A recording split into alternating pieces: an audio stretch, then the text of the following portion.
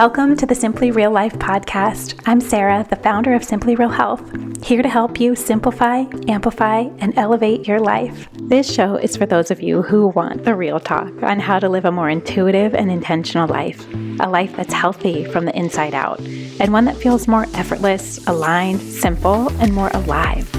We cover it all, from health, wellness, mindset, motherhood, daily habits and rituals, to business and relationships, creativity and growth, and tiny tricks to feeling your best, and the energetics behind it all filled with personal stories, unfiltered conversations, and of course, answering all of your burning questions, all in the way of simplicity and keeping it real, so that you can create your own version of your healthiest life. Let's do it. Welcome back to the show today. I'm so glad that you're here. Thank you for listening, and thank you for taking just a minute for yourself today. Today's episode is going to be super short and sweet, and hopefully really powerful, and give you some very tangible tools that you can look into yourself. Today, I wanted to share 4 different tools and resources that have completely changed the game for me. And some of these tools are things that have an immediate impact or gave me an immediate light bulb moment. And then some of them have been this slow growth over time, where I'm looking back 5 years or 10 years ago and start to see, wow, that really made a difference over the long haul in terms of how I see things, how I relate to things, how I interpret things. And so in today's episode, I just wanted to share 4 that are very personal to me, but also they are ones that no matter what, when I'm working with a private client, that these 4 resources somehow, some way always get brought up. And I feel like they are great components to think about if you are on this journey with yourself of trying to get to know yourself a little bit better. And that is truly at the core of everything that I do and teach at Simply Real Health. Is at the end of the day, it's about understanding who you are, what you need to thrive, how you operate best, fully understanding yourself from a physical standpoint, knowing the foods that you do the best with, and knowing the types of workouts and what kind of sleep do you need, what kind of self-care practices do you need, what kind of boundaries do you need. It encompasses so much of that, but also starting to understand on that mental and emotional level, who are you? What are your actual needs? What situations do you thrive in? Which ones bring you anxiety and why? And fully starting to understand why you are the way that you are, so that you can start to embrace who you are more. Feed and nurture the things that you know make you magnetic and unique, and that you have these very special gifts to give to the world. And I truly believe that. I believe that every person was made and created to be here for a reason. And I believe that leads you to living at your highest potential in all forms of what that means. That if you are able to do that, you will be able to live in a way that just feels a lot more aligned to you and feels a lot more effortless, where you're not constantly battling yourself and fighting uphill all the time, struggling maybe with who you are or the obstacles that come up, whether that's mental obstacles or obstacles in your day or throughout the course of your life, or these lessons that keep coming up over and over again. So I feel any tool or resource that helps you get a little bit more in tune with who you are, with how you were made, is so helpful. It's just helpful information that then puts you in more of the seat of the power of the situation, where you can decide the timing of things, the situations, the types of food. I mean, it spans everything, the types of relationships that are the healthiest for you. It just helps you be a little bit more aware and intentional in your everyday life when you can know the things that help you thrive and be your best self. And then also the things that you always find as sticky spots or tricky spots, and digging into those things just as equally as learning how to magnify your own gifts and talents. So these 4 tools have had varying degrees of impact, I would say, but they have been so helpful for me. And I can't say that they'll be as helpful for every single person, but maybe one or two of them would be interesting to check out if you are on this journey of really wanting to have that deeper understanding of yourself. I think that while that may sound to some of you a little bit of a selfish process, something so fascinating that I have found is that in the process of getting to know yourself, and this is so true with me and all of my clients, in that process of getting to know and deeply understand yourself, it also has this secondary effect where you start to understand other people in your life as well. And you start to look for the traits in them that are so beautiful and unique, and you're able to celebrate that and embrace that a little bit more, all their little quirks, all their little ways of being, how they naturally are. And then it also helps give you just more empathy and understanding that none of us are perfect. So if you have that crazy high standard of perfection for yourself, you better believe that you're going to be also looking and judging others in that same way. So the more you are able to dig into all your little nuances, all your little idiosyncrasies in your life, and embracing the stuff that you're here to work on, and also the stuff that comes naturally to you or easily or feels the best to you, it releases a lot of that perfection. Because when you see that for yourself, that you are not perfect, you don't demand or expect the same of others. And so it just helps create a little bit more of a good feeling space in your life where you fully know and love and accept yourself while also continuing to always grow. And you can do the same for others, embracing their gifts and the differences and the things that make us unique. I just think it's such a different perspective than what most people walk around with, which is just harsh judgment towards themselves and sometimes hatred toward themselves and very mean ways that they talk to themselves in their heads. But that also comes out in how they look at others, right? They're judging others for what they do or what they're saying or how they do things. And that is always a reflection, I feel, of how you relate to yourself. So I just want to share 4 things that I am not an expert on, but that in doing my own digging and research and learning more about have been 4 tools that have really helped me embrace who I really am and who I'm here to be, and also understand the way that I'm wired a little bit better. The first tool and resource that has been so helpful for me, and I would highly recommend looking into, is human design. And I know that some of you are going to roll your eyes at this. What even is this? When you look it up, it looks a little strange, a little funky. What is this even based in? But basically, human design has 4 different types. And you take this test. I'll put it in the show notes, the link where you can take the test and figure out which type you are.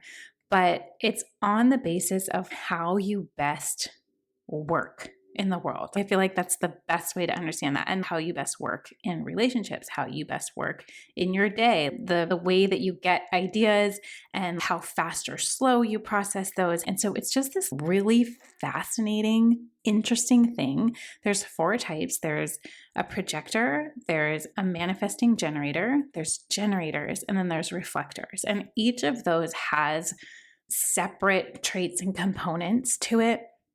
And maybe what I should do is interview a human design specialist. If you guys are interested in that, let me know. I can try to find one of my friends who is a human design reader, bring them on the podcast. We can interview them about telling us some of these details and specifics. But I always come at those things with take the things that resonate and leave the rest. It's a little bit of a skeptical look at things, like prove it to me before I'm going to really believe this. And so I feel like this is one tool that challenged me in the beginning, where I'm, what is this even based on? Is this even true? And it gave me this type. So the type that I am is a projector, if you do know human design. And one of the biggest traits of a projector is they say you see things from a higher level. You're very good at simplifying things and making systems of things and making different processes and practices. And you can see the higher picture. And I'm okay, I see that. I very much resonate with that, especially in terms of how I see food and how I create recipes. And why are people doing it this way that's so long and complicated? Why are we doing that? It makes no sense to me. There's a much easier way. So that very much resonated. But then also part of the projector type is that they do best working less, but on bigger picture things. So the suggestion is that they thrive working 3 hours a day. And at first, it's like all the voices in my head, that's not practical. 3 hours a day. Who works 3 hours a day? It's like blah, blah, blah. My head just goes crazy. But that's interesting. I think the more I let it sink in, the more I came back to it. On the days that I feel my best, and you guys, I don't only work 3 hours a day. That would be awesome. Not quite there yet, but sometimes I do get close, maybe more often because of just childcare hour windows. But when I feel my best, it's not about the amount of hours that I'm working. It's about what I'm working on. And so over time, even that tiny observation has helped me unwind my constant drive and need to always be productive and always be doing stuff and always be checking off my list. And I know I've talked about this in previous episodes where I've made really big steps for myself in terms of going from that masculine energy all the time to really embracing the feminine, where I can work hard when I'm working and very intently and concentrating on the right things. And I think part of this was me learning what are the most important things to be focusing on. Not everything is important. Not everything is as urgent as I'm making it or as stressful as I'm adding the anxieties in my head about it. So it made me question a lot of things that I took as the norm is you work at least 9-10 hours a day. That's the norm. And so to have something challenging me of, hey, if you are this type, this is completely opposite of the social norms of what it takes to be a successful person, to run a successful business, all these different things. And so I think learning something like this, it took me a lot of time to integrate that and figure out what that means and how does that change how I'm seeing things. And it took me a long time to just even test it out. When I'm seeing things, the first instinct is doubt and prove it to me. So to be able to test out those things in my own way, not that it's 3 hours a day, but just the concentrated time and making sure I'm doing the most important things first and not stressing out if it's not every single thing on my list, because I have tried it and tested it. And wow, yeah, I really do feel better when I do that. Now, there's other types, generators, let's say. Generators are people and types that have this engine. They are the go machines. They can go and go and go, and they're producing and they're leading, and they're a lot of times founders of companies or CEOs. They have this motor and they can just go and it doesn't exhaust them. And that's the typical, what we say as a quote unquote successful person, is that generator energy. And so for me, even seeing that, well, that's not me, but then it made me think, what other people in my life are like that, where you're around them and you're like, whoa, I feel their energy. I'm excited about whatever they're excited about and I'm on board, and they're really big leaders in that way. And so being able to see that, oh, that's so cool. It's so different than me, but I love that for them. And we need that in the world. So having this perspective that helps you see not only you and yourself, but this is about your family, your relationships. If you are in an office setting or a work setting or a team setting or in your community life, in your neighborhood, in your schools, you start to see and appreciate these traits about other people that maybe you don't have yourself, but that we all need each other. Another thing I will say that's so interesting about this, if you do have kids, you're able to look up what their designs are. And knowing that from such a young age, I think both of them are manifesting generators. Manifesting generators have a ton of interests in a lot of different things, and they thrive in their life when they have their hands in a million different pies. And for them, choosing one path or one career is going to feel stifling, or one thing to play with, or one activity. They don't thrive in those. So even as a parent, being able to look at that, this is interesting. I wonder if that will be true in who they are. And as they grow older, is that true? Is it not true?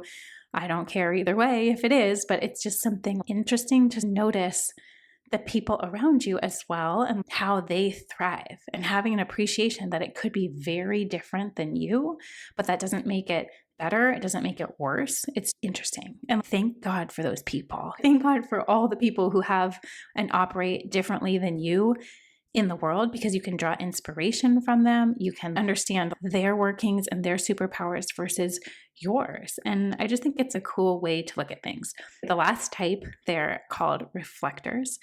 And reflectors are very, very rare. And reflectors are exactly like it sounded, where they are here as reflections of what is going on in bigger parts of society, like different trends, what people are thinking, feeling, hurting. They take on almost every other person's energy. So that has been such a helpful tool. And so you have to use the link in the show notes, go pull up your chart. You have to know your birth date and birth time, and then it can tell you basics. But there are books on this. There's YouTube tutorials. There's tons of podcasts you can listen to. It's just so fascinating and interesting. It's one little facet that can be challenging to hear. You may hear something you're like, I don't want to be that type. I don't really like that.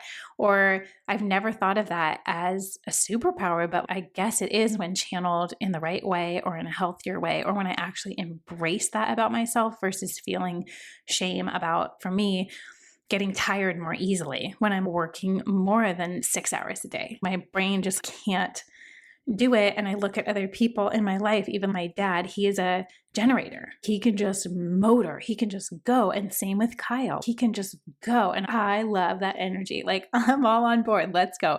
I cannot work in that same style. So instead of feeling shame about that, or, oh, I wish I could be that productive or that on, or have that kind of crazy energy that's self-generated every day. They don't have to do anything. It's just naturally the way they are. Where me over here, I have to really work myself into the day. All right, let's get my headspace right. I gotta start out slow and do my foam rolling, gotta be the right music. I'm doing all these things actively to continually flood myself with great energy, with great vibes, really trying to lift myself up and learning. It's interesting, projectors technically don't make their own energy. You have to find it from other sources. That makes so much sense, and also makes me resent the generators less. That's the way they are. They don't have to really do anything the way that they are. However, that's not my superpower. And I have to do a lot of things to get to that level, to get into my day with things. That has been the first tool that's a little bit out there. It's being talked about way more, I would say, even in the last 2 years. I've been digging into it and following along probably for 7 or 8 years. And it's just been so helpful and cool. That's number one. Number two is, please don't roll your eyes at me. Number two is astrology. And I don't mean astrology like the horoscopes that you used to read in the Sunday comic strip section of the newspaper. Did anybody else do that as a kid? My sister and I were obsessed with getting the news. My parents would get the newspaper every day, and we would go immediately to the comic section and the colored comics on Sunday. Wow, what a lost art that is. But there was those horoscopes, and I loved reading them. But that's not what I mean when I mean astrology. I mean looking at your actual birth chart. So the specific city, town that you were in, the specific time you were born, specific date, year, everything can pull up your birth chart. And it gives you at least this starting point where it's this map of exactly where the planets were at when you were born, and where the sun was at, where the moon was at, where the stars and different planets were. And it's this cool snapshot of this constellation. And especially if you believe that you are here for a reason, that God created you, or there's a higher source at play in your life that brought you into the world, that's such an interesting thing to learn more about because it's so ancient. One of the most ancient practices was looking and charting the moon and the stars and how much that impacts the energy of the moment in that time. And so again, me being the skeptic that I am, when I first started learning about birth charts and how you can get your birth chart read, you can pull it up online. I'll put some of the basic starting websites that you can look at, and maybe getting a reading from somebody who does astrology. It's not about predicting the future. It's not about future telling.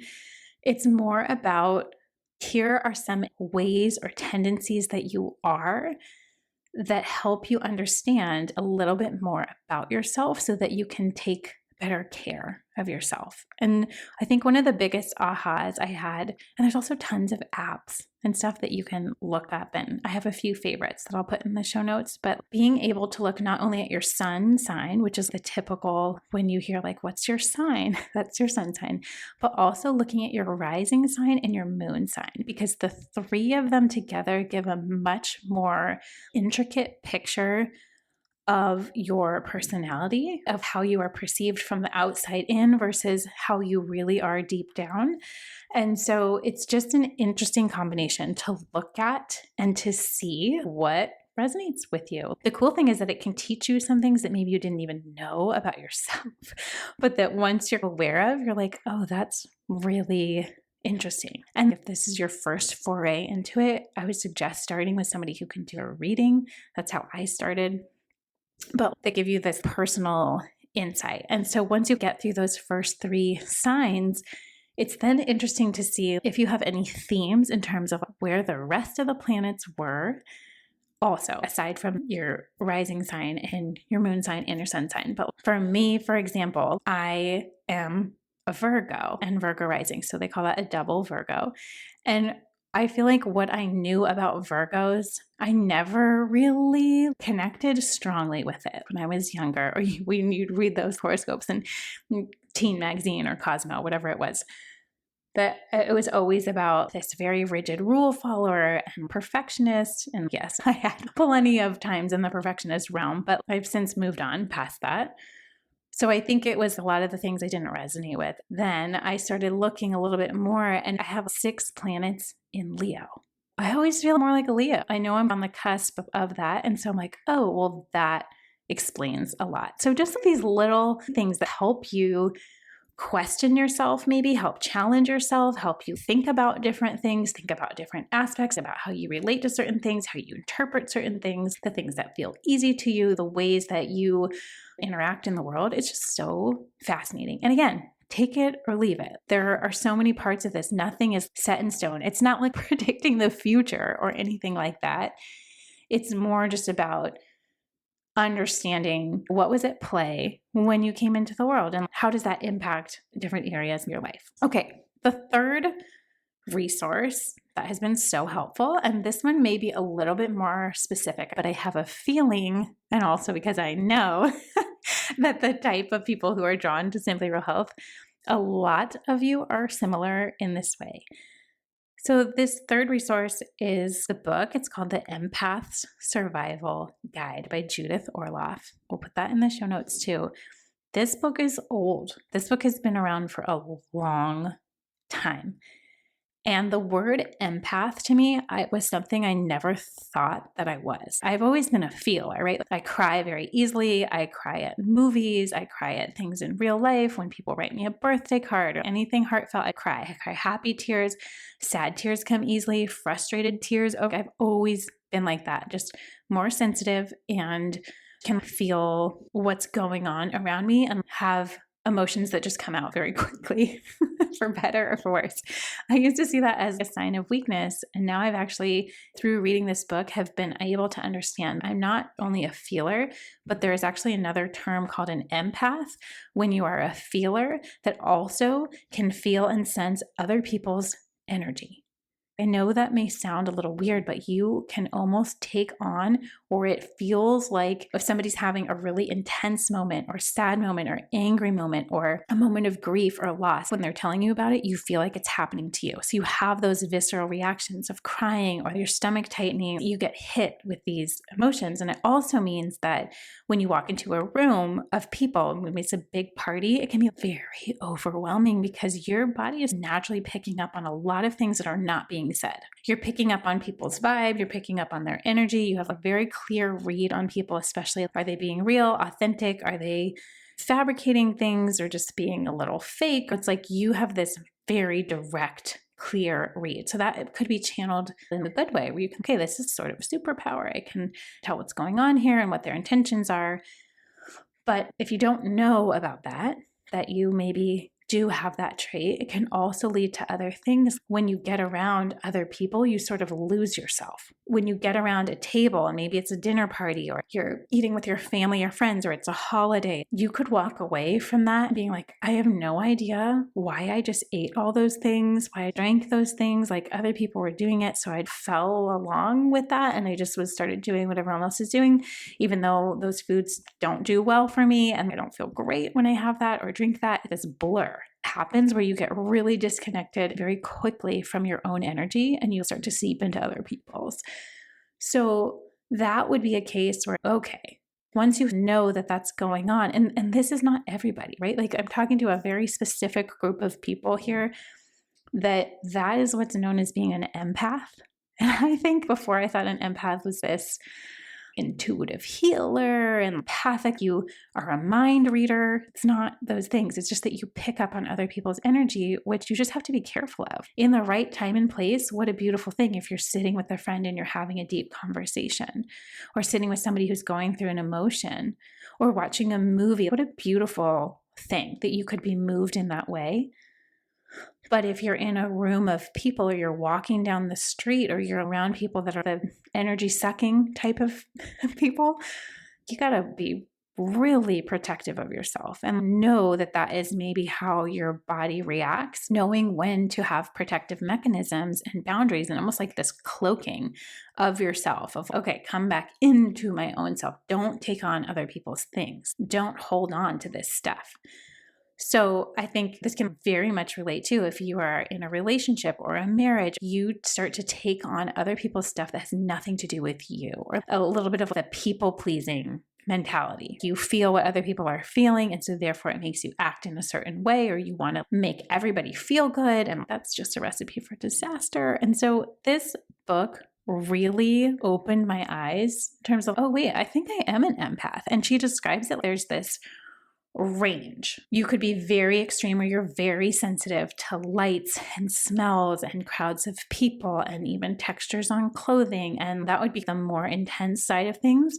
But you can also be you're moved by things or media or messages, which you got to be good about your boundaries. Even with social media or your phone, you got to be so intentional about who and what you're following and what you're intaking, because that creates how you feel and that creates what you're carrying around the rest of the day. Or as a mother, being able to understand and hold your kids and in their energy, but not become it, to remain above it or have ways to see that it's separate than you, and how can you actually help the situation versus feeling like it's you all the time. So the book was so helpful in terms of there were certain things and situations where, oh, that makes sense. I hate bright lights. I always want the ambiance just right. I want candlelight and I want the right mood and the right colors. And I love textures that are soft and cozy. And the vibe is everything to me and how I feel in my home. When I go to a restaurant, it's all about the ambiance and the feel. And it started to click a little bit more, because when I'm in the opposite of those, it doesn't feel as good. And I never really understood why. There's a million different examples in the book that were little light bulb moments for me. And I think just embracing that, then I'm like, okay, now that is a superpower that when channeled in the right way and right times, like when I'm coaching clients, let's say when I'm leading Simply Real Life, the method, when I'm in that mode, I can pick up on a million things that are not being said. And that's even true with the Q&A days. I can see exactly what you're asking, and it's not the question that you actually asked, but it's the layer deeper or 10 layers deeper.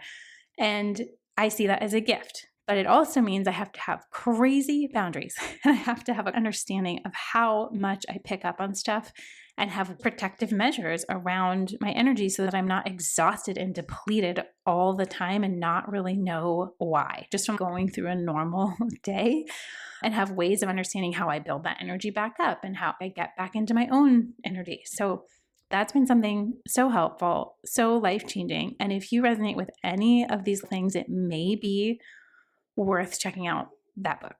Okay.